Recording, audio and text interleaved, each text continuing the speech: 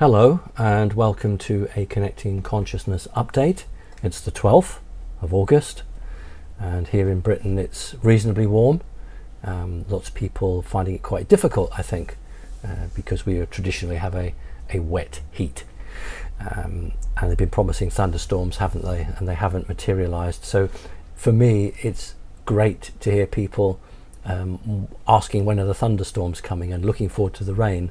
And then I think back a few months ago when people didn't like the rain and they wanted the hot sunny weather. I think that's the beauty of British people. British people can chop and change so quickly. Right, we've got quite a lot to catch up with, and first of all, many apologies for not doing as many of these as we should. You'll know that I did a few interviews with Camelot Castle, and so we were doing stuff, but we just didn't do our usual podcast. So here it is. After great consideration, I decided that I actually would engage a lawyer to start legal action against the BBC.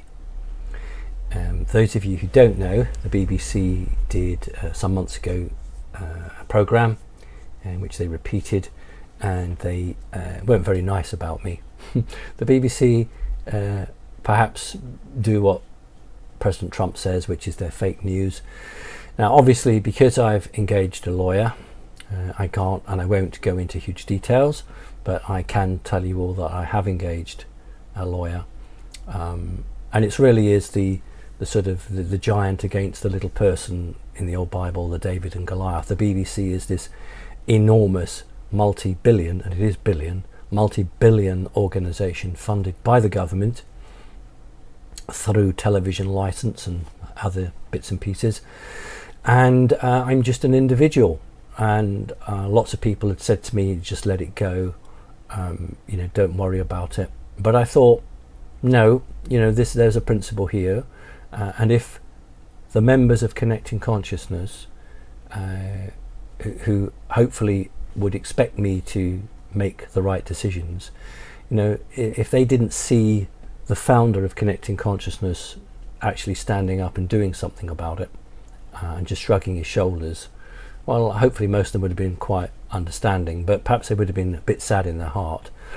So this is what's happening. A little old us are taking on the might of the BBC.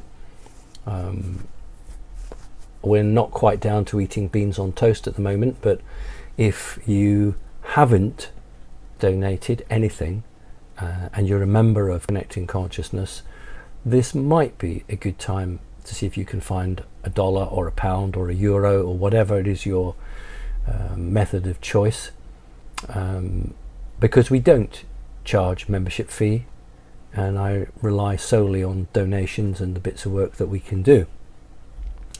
And I would think that there are a lot of people in the spiritual community, not just in Connecting Consciousness, who are saying, good for you, Simon, good for you, you go get them. And I think that will probably be the point, because how many people in the spiritual community have taken on the might of the BBC legally? How many people? I shouldn't think there are very many, and most people who do engage in lawyers tend to be incredibly wealthy, and so it doesn't matter to them, they just shrug their shoulders. Well, for the rest of us ordinary mortals, it's a big deal, and I'm not sad or embarrassed or hiding the fact that I have engaged a lawyer, because I won't put up with a big organisation that thinks it's so powerful that it can do stuff and then just it's immune because it's so huge. So let's follow it through. Let's see where we go with it. I didn't crowd fund or crowdsource this campaign. We've dug into our resources. We've dug very deep into our resources, and I'm not embarrassed to ask you, if you're a member of Connecting Consciousness and you have never given, perhaps you could find it in your heart to give something now. That would be really helpful. simonparks.org, go on, hit the donate button, and you are making your little contribution, maybe £1, don't know, but your contribution to the spiritual community actually taking on the might of the BBC. We won't be pushed around by anybody. And so this is what we're doing. So that's the first bit of news. I can't really keep you much updated because of all the law, but when it goes to the next stage, then clearly I can probably tell you something more. In terms of are there any individuals who were associated with that action, I can tell you that there are separate actions taking place as well, but it's all part of the same deal. Right. So we went to Camelot Castle. Met the Mappin family. What a big place it is. I'd seen the pictures from afar and it looked a very tiny castle, but when I got up to it, it was an enormous castle, beautifully picturesque, imposingly powerful, not physically but energetically. The connection to Camelot and King Arthur. Did some interviews, which talked about the crop circle. Was made to feel very welcome. Met some wonderful members of Connecting Consciousness there, who were just going there anyway. I met other people who we met through other groups, and so it was a really wonderful little weekend, and a great chance to share information and understand how other people's perceptions and other people's viewpoints. So that was really good. We went to Camelot Castle because I was owed an explanation. I'm not being rude. For those of you who listened, that it went up, it went down, it went up, it went down, and you're thinking, well, what's wrong with my presentation? What's wrong with it? But I didn't cause a fuss. I didn't, get on my high horse and, John Mappin has made an explanation. Whether that's the full explanation, I don't know, but that's the explanation he's given, and I'll accept that, of course I will. And it was just nice to, I think, to be reassured that it wasn't a problem with me. This was the key. I think the Mappins were quite determined to make it clear that they didn't have a problem with me. Others might have had a problem with me, but they didn't have a problem with me. And so they were excellent hosts. They were really kind, and I'm very grateful for what they did. So that's that. And then towards the end of the Lions Gate portal period, we went to a Taoist blessing. Becky is a member of Connecting Consciousness in the founder category. She plays a very important role. She's the overall coordinator and is quite powerfully linked with the energies. So both her and I were invited, and we went to Manchester to the temple that's the head office in Great Britain, and we did the blessing. And Andy, who is the tech guy, should about this point be putting up one of those pictures of the blessing. For those who are not quite clear, the Tao is very different from Taoism. Taoism is the religion, and then you learn all about the religious stuff, but the Tao is the main energy elements, which is what Connecting Consciousness shares quite a lot of elements with. We didn't ask for the blessing was brought to us. We were invited. What I was told was that all the light workers across the globe, as many as possible, were going to be offered this blessing, because they prophesy that this country, Great Britain, and other countries are going to go through turmoil. Now, if you think you've been through turmoil, there's more to come of a different sort, as prophesied by these Buddhist monks, and I'll talk about, I use the word Buddhism, and that Connecting Consciousness was seen as a vehicle for good people to do good work on the earth, and we were identified, Connecting Consciousness was identified and offered this blessing to offer some protection to light workers who are going to be in the firing line. So that's what we were sold it as. That's why, because we're not Buddhist, we're not Taoist, we're not anything religion. And they said, no, it's nothing to do with religion. We recognize right across the globe good people, and we wish to not just celebrate the fact, but we wish to actively do something to give you that blessing. Now, it is linked to Tibet. You'll know Tibetan monks, because where the temple we went to, that is outlawed in China.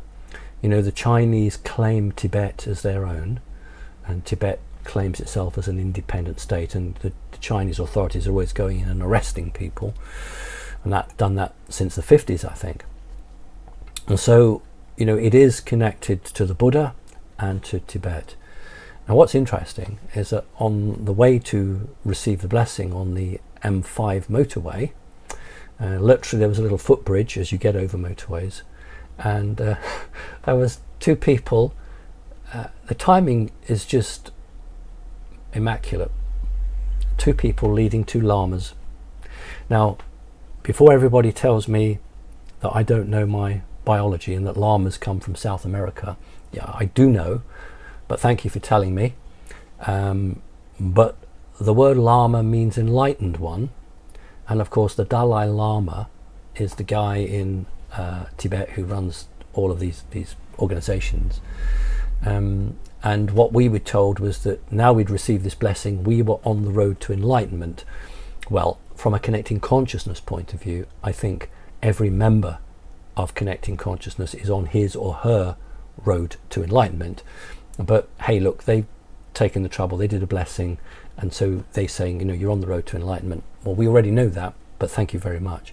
But the very fact that there was two lamas being led across, and at the very moment that my car went under that bridge, these lamas and their handlers were right above us. Now what the timing is wonderful. So that was, I thought, the heavens sending us a sign, you know, go on, this is good, go and do it, rather than you're a woolly creature eating vegetables. So I would rather be you're on the right track than you're a woolly creature eating vegetables. All right, so let's move on now. I want to talk about the US, of course, and you know, I and others have been saying that when Joe Biden chose his running partner to be the potential vice president, we would know exactly who the deep state had identified to take over the United States. So when Kamala Harris was chosen, and perhaps not a big surprise to many people, but I made a message on my site today, which is worth repeating again, that the announcement was just a day or 2 days ago. What's absolutely astounding is that the establishment media, the BBC in this case, are already running stories that Biden will have to stand down. Already. And the article was a BBC online article that said that in November of this year, Joe Biden will be 78, and that probably Kamala Harris will have to step in for him on a number of occasions. Talk about planning and organising. I mean, you've got to hand it to them. They've got the narrative well done, weeks ahead, and they're ready to run it out. So the established media are already telling us that within a matter of weeks, not months, weeks, Biden will be declared unfit, and that they will put this woman in. Now, this woman, I'm calling her the new Hillary Clinton, because what the deep state want is Kamala Harris to achieve what Hillary Clinton couldn't in office, because she never got into office. So we've got it, there it is in a nutshell. Within 3 months of Trump, 3 months of saying Trump's going to win, of course he's going to win, Freudian slip, but within 3 months of a possible Biden win, he'll already gone. You see, once, if it were ever to happen, once Biden raises his right hand and swears by Almighty God to uphold the duties of president, then he could be removed the following day, and Kamala Harris would then be the new president. So they've got to keep him ticking over until that projection. Clearly, I personally hope that that day never dawns. But that's really worth noting. Not the fact that he's chosen her, but the fact that the established media have got their marching orders already written out and they're already running with it. And the hope is, from their point of view, that everybody says, oh well, I knew that he would have to retire.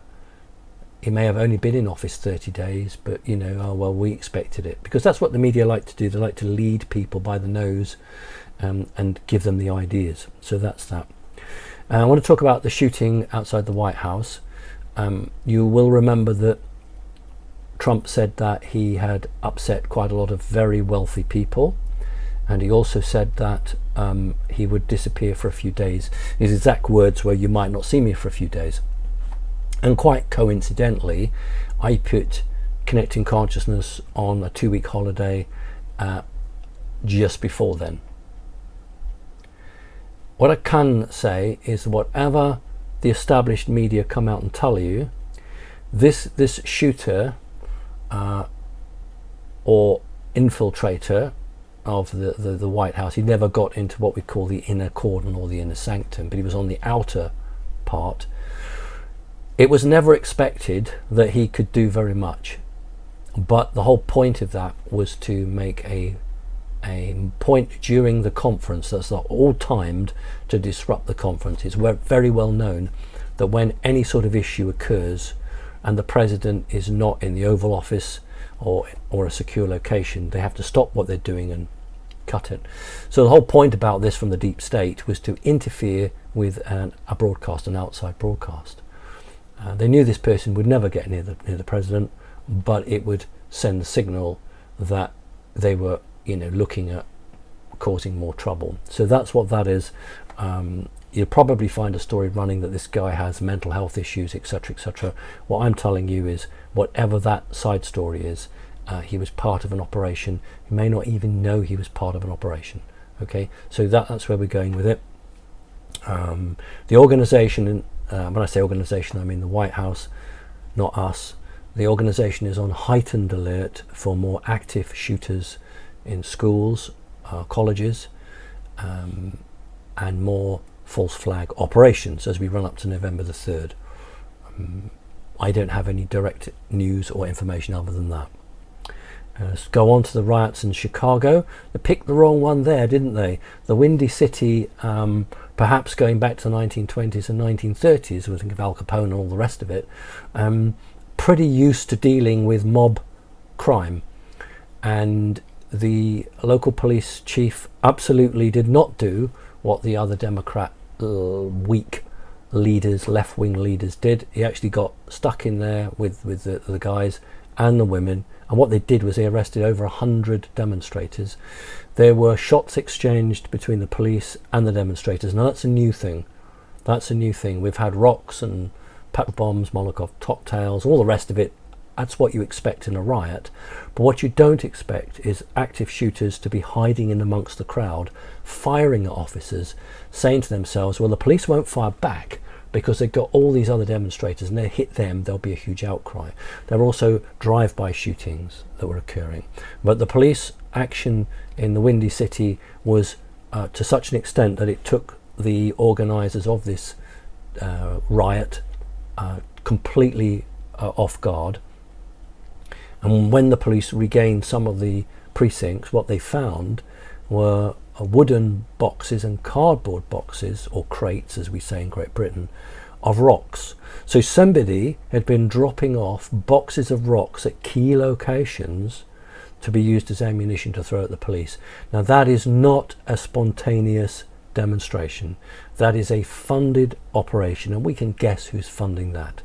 So whilst the established media throughout the world might show a young woman sitting waving a flag and it's all very peaceful and friendly, the thousands of people who live in those areas will be walking across broken glass, bricks, destroyed properties, destroyed businesses. They'll know the truth, and it must be absolutely incredible for American people to watch the news and see the version or the vision that the establishment want you to see, and then look out of their own window and see the destruction and mayhem. That's the greatest wake-up call for anyone. There may be some very unawake and unaware people who lived in those parts of America where have been this left-wing revolution, and I'm going to call it that, who have just believed everything. Suddenly they're looking with their real eyes and their real hands, and they're touching and looking and thinking, my goodness me, that's nothing like what I'm being shown. I don't recognize that. So maybe that's their first wake up. Maybe that's the beginning of them joining Connecting Consciousness. I do hope so. Okay. Now when we do these podcasts, Becky's sort of collating the questions. I don't generally get to see those questions, but but Becky will say, right, what topics are you talking about? Because if I'm going to talk about a topic and there's a question and I talk about the topic and then she's going to ask a question, then it's a bit of a shame because I've already answered it. So I was going to talk about President Putin and the vaccine, and I said, oh, Putin and the vaccine, and Becky said, well, actually, we've got a question on that, so I'm going to save that and wait for that one. Back to Great Britain, do I expect a lockdown or a curfew later this year? Yes, I absolutely do. If the deep state in Britain, and there's quite a strong group of what we could loosely call deep state in Britain, get their way. On the one hand, we've got the economic argument, and on the other hand, we've got let's lock everyone up, basically. To hell with the economy, just lock everyone away. So if they get their hands on the levers of power, they will certainly wish a curfew, as appeared in Australia. Okay, and the last thing on Great Britain is basically, is Great Britain broke financially? And the answer is yes, it is. That's a simple answer. Britain is broke. There is no way that the debt can be paid back. Now, if Boris Johnson's got any sense, he won't pay it back. He'll shrug his shoulders and say, sue me. It'll be very interesting to see what happens. I cannot for life of me see how Britain can repay, Britons, people here, can repay back this eye-watering debt that's been built up. And it's funny, well, it's not funny, but it's mildly amusing to look back in 1968 at the what was called the Hong Kong flu. And there are pictures, black and white pictures, in 68 of people dining out in a restaurant during the height of the Hong Kong flu. Nobody's wearing a mask, but the staff are wearing masks. And so that's how they dealt with it. There was no lockdown. People still went to work, but only people in restaurants wore a mask. And that's how they didn't have an economic collapse in 1968. Now, what's the difference? The difference is that the Hong Kong flu was probably a natural growth of a virus, whereas we know the one from China was created in a laboratory. And as soon as you say to somebody biological weapon, they go into complete and utter confusion. And that's why you've got mandatory mask wearing, social distancing, even though today we've got a much better understanding of the virus, and the number of people dying of the virus is hugely reduced. However, the fear factor is still there. I have worn the mask once or twice, and I had to go into the post office, and if I hadn't worn it, they wouldn't have let me go in, and I had to post something back to eBay, and if I hadn't, I'd have been penalised. So I wore it then, and I wore it one other time. But so keen was I to take my mask off that I pulled it off my face and knocked my glasses off before I was even out of the shop.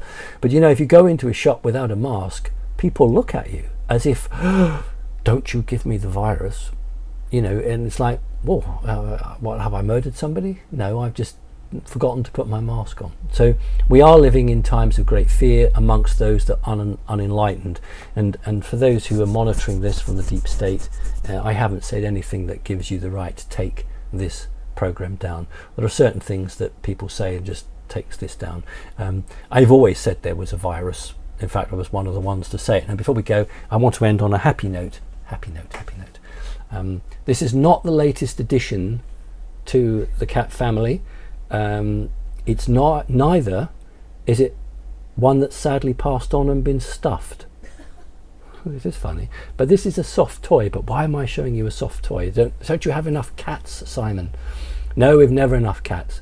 But back in February, I don't know if I was the first, but I was one of the first to go absolutely public, and I was ridiculed as usual, but I don't care normally, ridiculed when I said that ultraviolet light will kill the virus.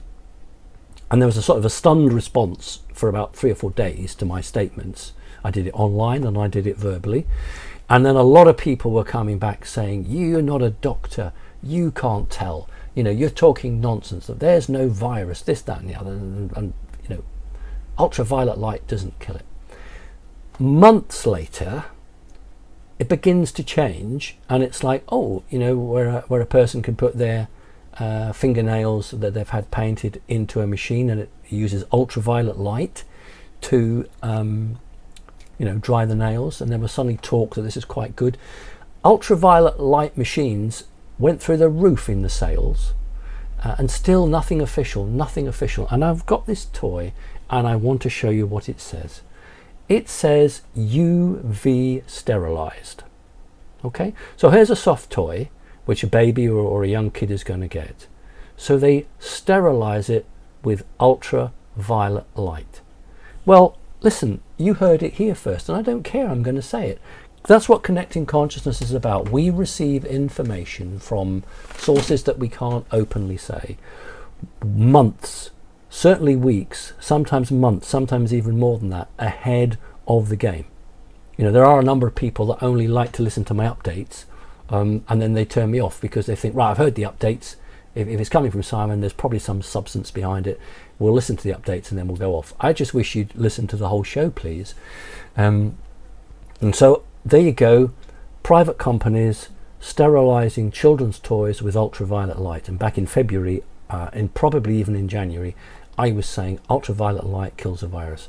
And in fact, I got from an old theatre, an old disused rundown theatre, one of the big ultraviolet lights that they hung from the ceiling. When they're, I don't know, doing a play, a kid's play, and they want that ultraviolet light to make things look a bit spooky or something. And I got one of those that was second hand, and I stuck it by the very front door. And every time I got a letter or I come in with a bag of shopping, I would hold the bag with the ultraviolet light. And people must have thought he's mad. But I wasn't mad. I was acting on information, and I didn't do what the elite do. I didn't sit on that information and say, this is mine, it's my information, I'm keeping it. I shared it because that's what they do, and I shared it for no cost. You don't pay for my information.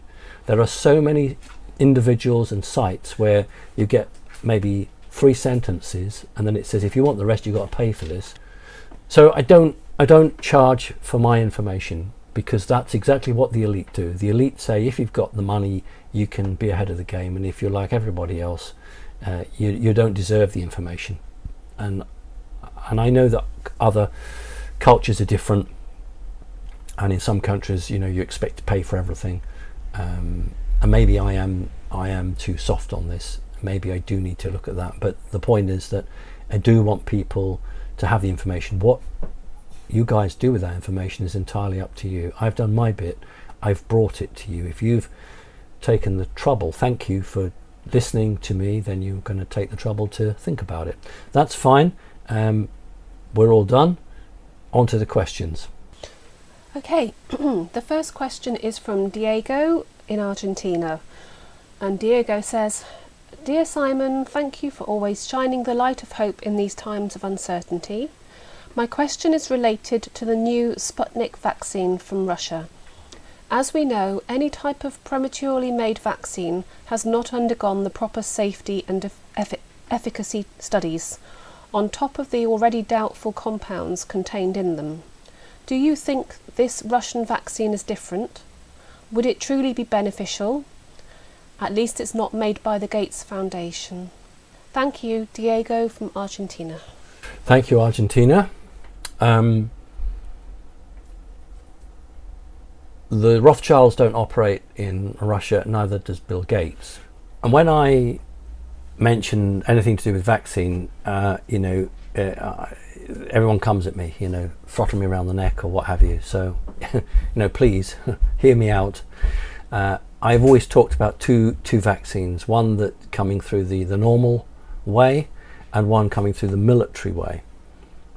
What's happened is that the Russian military have come up with this vaccine, and the Russians were a little bit naughty and they went and hacked other organizations' vaccine work, not as the established media would have you believe to steal their secrets, but to check the elements of that vaccine against theirs. So in other words, they were looking at what was being put in Western vaccine, and that really put the wind up the Western group, because they thought, the Russians know what we're putting in our vaccine.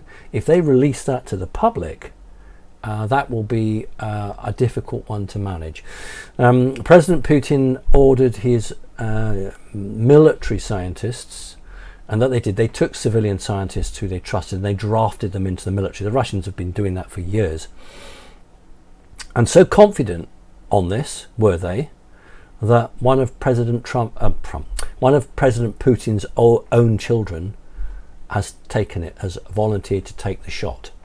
So one of Putin's own children has taken the vaccination. Now, you may say they're fools, they're mad. That's up to them. But the point is that had this vaccine come from any other source, then Putin would not have agreed to have one of his own children do it. So that's very interesting. So what we've got in America is a two-pronged approach. You've got the Bill Gates operation, and you've got an American military operation, and that's quite interesting. There are two separate vaccines being organised, one by the US military and one by the Gates Foundation. So we'll see where we go with that. So that's the answer to that. Okay, thank you. Okay, thank you. The next question is from Alejandra in Costa Rica, who says, my question is, I would like to know Simon's opinion about JFK Jr. appearing officially in public this year to help Donald Trump. If he does go public, can the military really protect him this time? I worry about the cabal doing everything in their power to eliminate him before or after he comes forward. Link here to the article, and it's an article by Robert David Steele, I think, about JFK Jr. to join Trump in Dallas on the 17th of October. Okay, all right. Well, let's not confuse Mr. Fusco with... all right, sorry. Fusco in Whitby is a well-known name for making fish and chips. I have just given them a real good go there. But I think the audience know who I'm talking about. That's not JFK Jr. That's an interesting psyop to put forward the possibility, if JFK Jr. were alive, what sort of reaction would it get from the audience? And I have said in public that the dream ticket for me, I've been quite open about this, I generally tend to be, unless it's life or death and someone's life is at threat, and I won't speak. But let's assume Trump is re-elected, does 4 years in office, does what is needed to be done, which he hasn't done so far in some areas. We know what they are. But let's say 4 years in, the dream team for me would be JFK Jr. coming back from the dead to run as president, and Don Trump Jr., that's Donald Trump's son, going as vice president. That for me is a dream ticket. Now, whether in 1999 JFK really did die in that aeroplane crash, or whether he somehow made it through, the questioner said, could the military protect him? Well, if we were to, for argument's sake, accept or say that he was already alive, they've done a pretty good job protecting him thus far. But there's a difference between being taken from safe house to safe house to standing in a huge auditorium where you're advertising to the world who you are. Now, I'm not 100% convinced with the COVID legislation that you're going to get any massive rallies. Biden will refuse, I'm sure, to go to any of those, and all his debates will be online. We know that the vice president candidates are due to have a face-off. And I guess that democracy, in the sense of the word, requires the two presidential candidates to have some sort of face-off. I cannot believe that Biden's handlers will allow him to actually face the president at a question and answer session. So they're going to have to use excuses, and that's why I think that any rallies you see are going to be hugely reduced. Because remember, this virus was created and delivered by the deep state for the sole purpose, not of destroying the world's economy, the sole purpose of destroying the economy of the United States of America, in the vain hope that people would blame the president for it. That's the whole point of this. That is why on the 4th and 5th of November, 2 days or day after the election, all in democratic states, the laws and rules of lockdown all suddenly end. Again, it's like certain things where we see someone sat down months ago and drawn out the narrative. Here's the plan. We'll follow the plan through. My hope, my wish is that President Trump is re-elected, and that he has both the strength and the courage to do what I and you want him to do. Okay, next question, please. Okay, the next question is from Sophie, who says, "Hi Simon and Becky, what are the chances of Simon facilitating a collective meditation to prevent vaccines, etc.? I really feel our collective consciousness power could help avert some of the things that the deep state have planned." Okay, we have a problem. I have a problem with that, because then what you're doing is you're asking me to influence the minds of humanity. Now, I had no problem with the Hadron Collider, because that was an AI machine connecting consciousness, and other spiritual groups took on artificial intelligence. And we took on, to a lesser extent, those scientists who misguidedly were operating on that. So that's how I can cope with that. But if you're asking me to do a mass meditation, I can't do that. I think what's going to happen is, just like everything else, humanity is given a choice. And those people who opt for a Western-based traditional medicine vaccine have made a choice. Those who don't want that, they'll make a choice. I'm not going to go in and influence anyone's minds like that. If we were to attempt to do anything other than that, whether we would all be arrested, I'm not sure, which isn't too problematical, but the issue is choice. It's like good aliens and bad aliens. A good alien shouldn't come down and tamper with your free will. He or she should respect your free will. Now, if someone comes to me, and there's tons of them out there, and through their own free will they want to go and get this vaccination, they want that injection because the virus is going to kill them, and they know this vaccine is going to make them safe and well, that's their choice. And we cannot be responsible for other people who are 18 plus.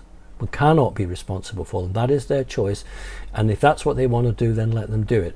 It's another step for them down the dead end, as far as I'm concerned. And for those of us who wish to exercise our free right not to have a vaccination, that's our choice as well, isn't it? So I think everybody has to make the choice that he or she wants, and I will not use connecting consciousness to interfere with the choice of humanity. If you were saying to me that there was a man waiting to press a button to explode a nuclear bomb, I would probably look on that in a slightly different manner. But this to me is part of humanity's waking up process, and I've got my hands full responding to, supporting and helping awaken aware people, and those on the process of awaken aware, without a lot of other unwelcome interest from people who desperately are queuing up at 5 o'clock in the morning because they want their flu injection, or they want their anti-COVID injection, or they want this or they want that. And look, if those people respect a doctor in a white coat with a stethoscope around his or her neck, or with the hypodermic needle here, that's their free choice to do so. And for the rest of us, we will choose a different path. But there will be perhaps more joint meditations in the months ahead than you can handle, because there is a storm coming, and we will not hide from that storm. connecting consciousness will do what's required, and you will all have the chance or the choice to be part of group meditations. Great. Next question. Okay, thank you. The next question is from Abby from the USA, and Abby says, I know we often hear about the hijacking of some ceremonial medicines, such as ayahuasca. What can you tell us about, for example, psychedelics? Is it possible to break dimensional barriers and leave them unrepaired? Can certain entities dry someone out entirely of who they are, and is there anything modern medicine can do? The purpose of the question is due to the second hospitalisation of my brother. His experience with mushrooms and LSD were very intense the first time.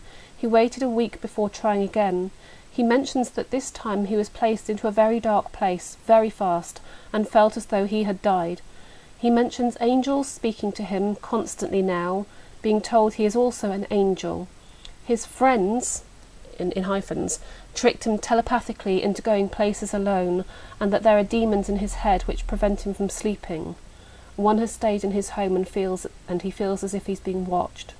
He stays with us now and has not slept in days, which has resulted in states of confusion and psychotic episodes. My family does not have any history of mental illness, and I've often mentioned in the past that I sense something in my house that watches me and does not let me sleep. It talks a little bit about the brother who's recently left a toxic job and lifestyle. Okay, we've got enough. But not been able to move past his experience. Let's just go with that. Yeah. Very powerful. It's not unique. More common than you would imagine. Is there anything in modern medicine that can help? Yes, there is. Things that can numb your brain, dull you down, and turn you into a vegetable. I'm not being rude or disrespectful.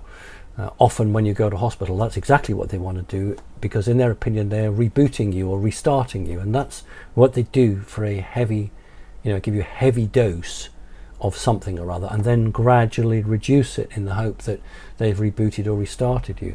But if we accept demonic entities, that isn't actually going to do anything. It just disassociates the person so much they haven't a clue who, what, where or when. Psychedelics have been used by secret intelligence agencies for many years as part of their training or their programming, and certainly if we go further back in history to secret groups, whether they be a group of priests around some Egyptian deity, or whether we're looking at Babylon, or whether we're looking at reptilian type beings, the understanding that if you can find a mechanism that takes the human consciousness out of the body, then basically you're out of your own backyard and you go into their playing field, you go into their place, their land, their home, and so you play by their rules and regulations. On the creative side, people who take these psychedelic drugs can write the most interesting music, can do the most wonderful paintings, write the most wonderful poetry. So what's the answer? The answer is, before you go down that road, you must, and it's not going to the library and getting a book, you really must find a protection method that allows you to be defended and protected while you are out of your body. Because I'm sure in many cases ayahuasca organizations are bona fide and very good, but I have not personal experience, as I would absolutely refuse to undertake anything like that because I know the dangers. But I have met other people. There's a woman who interviewed me back in the early days of Amash, and she was the #1 interviewer in Amash, and she gave me her own story when she went and took ayahuasca, and she said to me face to face that she woke up in the morning on the stone floor in a pool of blood. So there are some places where the demonic entities attach themselves in the ceiling. When the person takes the ayahuasca, they then descend from the ceiling and enter through their back. Okay, now for those of you who think what a lot of nonsense, I would direct you to Gene Roddenberry's Star Trek, where there were these strange bat-like creatures or pancakey jelly creatures living on the roof, and they would descend and drop on your back, and Spock gets one on his back, and then he has to go into a chamber at the end, and a huge frequency of light is used to kill this thing because it becomes symbiotic to the person. Now that may have been written in 65 or 66, but I can assure you that Gene Roddenberry, who was very knowledgeable, understood, and that's what these Hollywood guys do. They bring bits of truth and they add it in. So if you haven't seen that one, and I don't know the episode, somebody out there is going to know what that episode is. That is a pictorial representation of somebody in a dark cavernous room and these creatures dropping off the roof and landing on your back. I would say that maybe 10% of my clients who come to me have had ayahuasca sessions gone wrong. And what you're describing to me, unfortunately, is absolutely classic. It's, anybody offering ayahuasca at a reduction, you would have to ask yourself, what's that about? Come and join me and my organization, or my little ayahuasca club, because there are lots of them in South America, of course, and we'll give you 10% discount. What's that about? Why are these organizations like this woman that interviewed me, do they not know what's going on? Are they so blissfully, the organizers so blissfully unaware that they don't get it?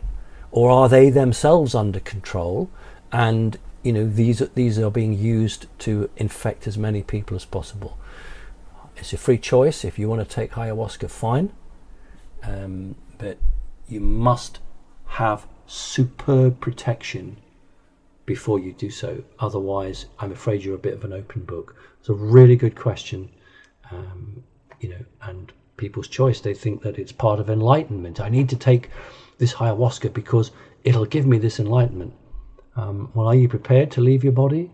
Are you prepared to go into other worlds? Are you prepared to face and be followed back and find that something's in your body before you get there? And the other question is, can they force you out only in extreme circumstances? Generally, they don't want to do that. They want to live symbiotically with you. So they don't have the frequency to throw you out of your body and keep the body alive. So they need you in the body to keep the body functioning so they can symbiotically exist with you inside your body. Thank you. It's a good question. Okay, thank you. In this case, her brother had taken mushrooms and magic mushrooms and LSD. Anything, It's very similar anything sort of stuff, psychedelic. Yes, yeah. anything like that. LSD in the old days of the 60s and 70s, and the Beatles were, singing about Lucy in the Sky with Diamonds. Anything that's psychedelic. You see, marijuana doesn't have that effect. I don't know about crack or cocaine, but I don't think they're psychedelics. A psychedelic drug takes you out of your body and puts you in another reality, and this is the danger. If you're stoned in this reality, then you're just drunk. But if you're taken out, then you're manipulated. That's the difference. Okay. And alcohol, high quantities of alcohol can do the same. Well, it's interesting because people who drink, you're right, people who drink alcohol still stay in this reality. But what happened is that with the alcohol, what the demons will do is stick on the addiction cycle. So this is the point, that it's the addiction cycle that they hook on. Now you might say crack cocaine or anything else, but it's interesting that we go back in British history and it's always been called the demon drink. Now, why would it be called the demon drink? Simply because a demon takes over, or the devil takes over. And countless, through hundreds of years in Great Britain, people have seen people in drink, as they say, completely change, as if something's taken them over, which you wouldn't get with some of the lesser drugs. So it is the addiction part that disassociates yourself in that part of the brain that alcohol can do, which perhaps other drugs, which are illegal, don't do. So alcohol is legal, but is pretty dangerous if overdone, whereas there are other drugs which are illegal which aren't quite as dangerous, but is the question about who controls the production of those drugs, how much money is made from them, and we all know the story on that. Thank you. Okay, thank you. So this next question follows on really well. It's from Alberto in Buenos Aires. And Alberto says, "Hello Becky and Simon. I'm being frequently attacked by all kinds of beings, like the Hat Man, gargoyles and black figures.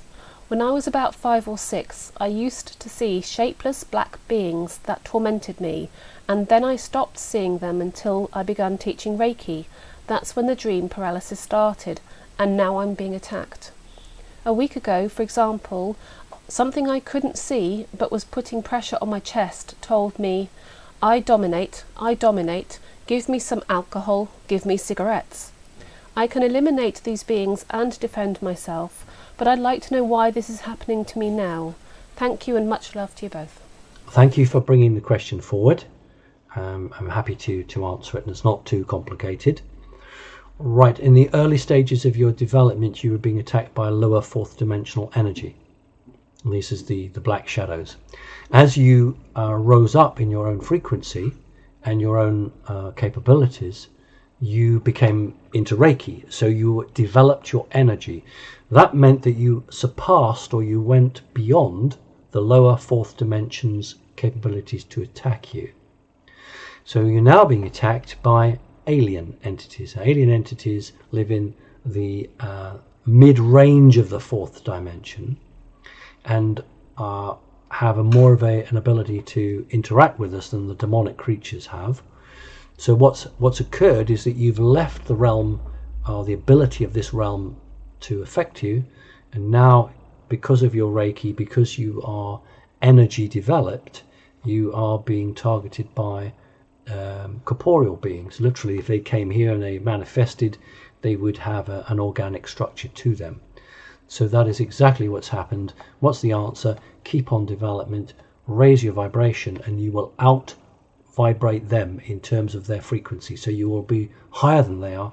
They won't be able to physically interfere with you, but they will still be able to project thoughts or ideas to you. The drugs, cigarettes and the alcohol, as Becky said, follows on quite nicely, because I promise you, I didn't know that question was coming, but it's the addiction.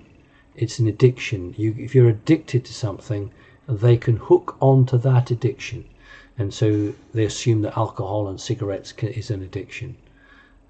So that's the simple answer. You've got to keep working at it, developing it, and you will outstrip them and you will leave them behind.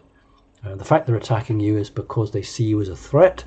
They see that your abilities are going to develop, and the bad organizations don't want good people on the earth doing their thing. They'd like, grudgingly, if good people are going to be on the earth, let's crush them, let's make them like everyone else. So you're not going to do that. You're going to bounce back, and so well done to you. Thank you. Okay, thank you. Clive from England says, "Simon, many news outlets are discussing the rising tensions between China and Western nations.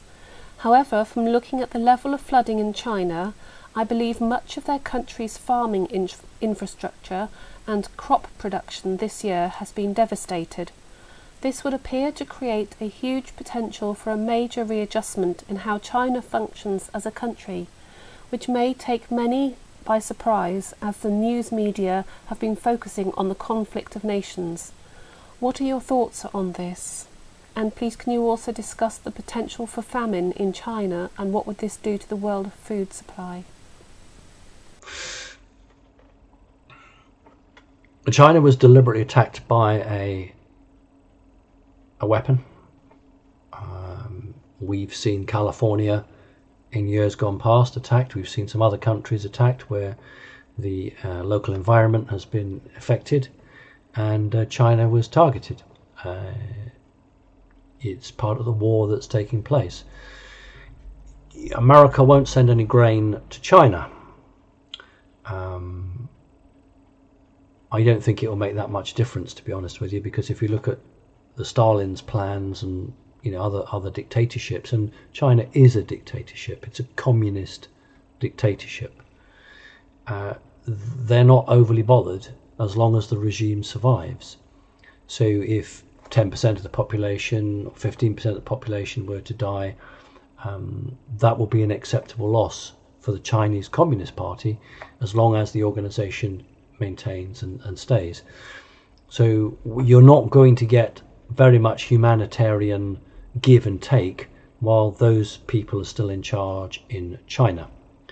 The point is that China was able to use its enormous growth to browbeat other organizations, not so much with bribery, but through secret societies and through the belief that in the next 25 years China was going to dominate the world and would beat America.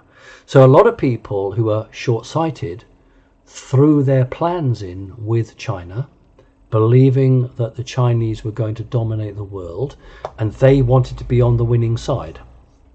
That's the bottom line here. World Health Organization, many other organizations. What we're seeing is a different sort of fight back now, where undeclared technologies are being used against the Chinese, and this is part of what I've said is the storm is coming, because the Chinese do have back-engineered technology themselves.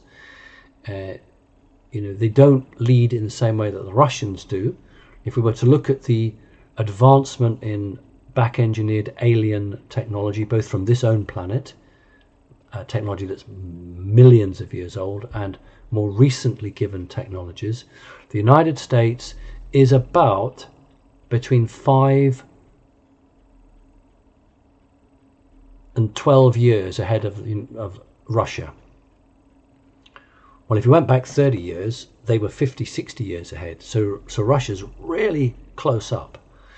Then you've got countries, believe it or not, like Iran, and you've got Israel, and you've got China, who are maybe 15 years, 20 years behind, but have excelled in certain areas of technology where they are close up. I mean, in Russia, the Russians are ahead of the Americans in hypersonic missiles. This is not widely known, and President Trump has ordered, a few months back, he ordered a mass improvement in that arm of the military, because the Russians have hypersonic missiles with energy beam weapons on the end of them. So don't just imagine a hypersonic missile traveling very, very fast. Imagine a hypersonic missile traveling very, very fast, and as it approaches its target, it will fire an energy weapon from it. That's where the Russians are. And you will have read that there was a testing of a supposed weapon in space, and that's exactly what that was, but everyone's been hush-hush about it. So the Chinese now are in a war, not tanks and infantry, but they are in a war. We will see where it goes. As always, it is the ordinary people that suffer. It doesn't matter whether it's Great Britain, Ireland, or America, or China. The ordinary people who are being denied the truth, kept in place, they're the ones that suffer. It's not the elite, not the wealthy, not the rich. And this is what's going to happen, because these ordinary people like ourselves here, we've got to wake up. We've got to understand what's going on. And there is strength in numbers. Short of about 900,000 German people demonstrated in Berlin against the lockdown measures. The police, the German police said it was between 750,000 and 800,000 demonstrators. The organiser said it was 1 million. What did the BBC say and the established media say? 20,000. How is this possible? This is exactly the point. The establishment say 20,000 people took place. Thank goodness for mobile phones, cell phones. Thank goodness for the videos, which showed hundreds of thousands of people. And this is the way forward. If hundreds of thousands of people demonstrate, it sends a message. And what government does is the government doesn't do anything on the day of the demonstration. They don't like to be honest. They can't do what you and I would do. which is hold our hands up and say, I made a mistake, I'm going to do something about it. What they do is they wait a week or 2 weeks and they say, we're going to change policy, we're going to do this. They don't say sorry, they don't apologize, they don't say they got it wrong, they just say, we're just going to change policy. That shows the split between the people and these so-called leaders. And that's what we need to see more of. We need to see ordinary people actually making their opinion known. Sometimes we can't wait 4 years or 5 years for a ballot. Sometimes we can't wait 5 years for an election. Sometimes we have to tell people how we feel now. And there was that very interesting point in Morrison's supermarket where a group of activists ran into the supermarket with loudspeakers shouting at people not to wear masks, saying that they are following the government's orders, they are being brainwashed. When are they going to wake up? Now, that was a very interesting, it's not a stunt, it could have been a stunt, but it's a very important point that there are people who are not able to get the message across because the establishment are not letting that message out. That's why nearly 1 million Germans took to the streets, because social media wouldn't let them express themselves. So what do? Nearly 1 million Germans went on to the main city of Berlin and demonstrated. Now what happens is if social media becomes so prescriptive, if government stops listening to people, this is exactly what you get. So, you get what you deal out on the cards. Next question, please. Okay, this is the last question because I'm sure we've been going over an hour. And it's from Dean in Worcestershire in the UK. Hi Simon and Becky. In your recent interview, you mentioned a contract that CC members entered into when joining. Could we clear up whether this is considered to have any implications to members' individual sovereignty? Many thanks to you both. It's just the one where you talk about clicking on the heart. Yeah, it does have it does absolutely have a huge connection and a huge impact on your sovereignty. Because if you're a good person and you're a sovereign person and you believe in the truth, you won't have any problem in clicking on the heart. If there's any evil in your heart, if you are, looking for other issues, you won't be able to click on the heart. The contract is not a contract astrally or unseen or hidden, or a written contract as you might have if you start a new job. This is how much you get paid and this is what you do for me, the hours you work. This is a contract between your own higher self and the creational force around you. Okay, Connecting Consciousness is an organization for spiritual, awake and aware people, or people on the verge of that, who are on their enlightenment path. They are looking for other people like them who will share in their experiences and won't judge them, won't laugh at them and say, well, no, that's pretty exciting, but let me tell you what happened to me. And so we suddenly realize that we are in a family of people who shouldn't judge and should respect everybody. I know it doesn't always happen, but that's what we should have. And the heart represents this love of the universe, the multiverse, the love that you have for yourself and with yourself, and the love that you have for the creational force around you. And when you click on that, you are affirming that you understand that and that you want to join this spiritual organization, Connecting Consciousness. You want to be a part of that and bring your own special sacred light to this group. We are all individual, of course, but we are all part of human consciousness. And that's what that, so it is absolutely, it's you recognizing who you are and what your relationship with the world is, and also recognizing that Connecting Consciousness is not a money-making organization. It's not a cult. It's not a group that seeks to do this and that. It is a group of people who actually believe in positive future and actually want the best for humanity. We're not service to self. So I wouldn't, of course not, but you could contrast that. You could put the symbol of a dollar sign, or a symbol of a pound sign, or a symbol of a euro sign, and click this, And that would have been a contract with, the Babylonian spell. Isn't that what we do when we take a job? How much money are you going to give me? What do I do in return? I want to buy a motor car. How much money do you want? What's my car? This is nothing to do with that. This is the purity, and that's what it's about. There's a really good question. Nobody's asked me that, and I just answered it from the heart. So I want to thank everyone for being patient, being kind, listening to the show, doing your own research. I want to thank those of you who have donated.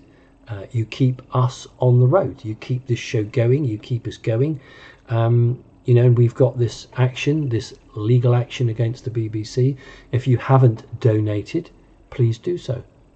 Please give something to show your support for a spiritual organisation that is not going to be pushed around by anyone else. So thank you very much indeed, and keep up the good work.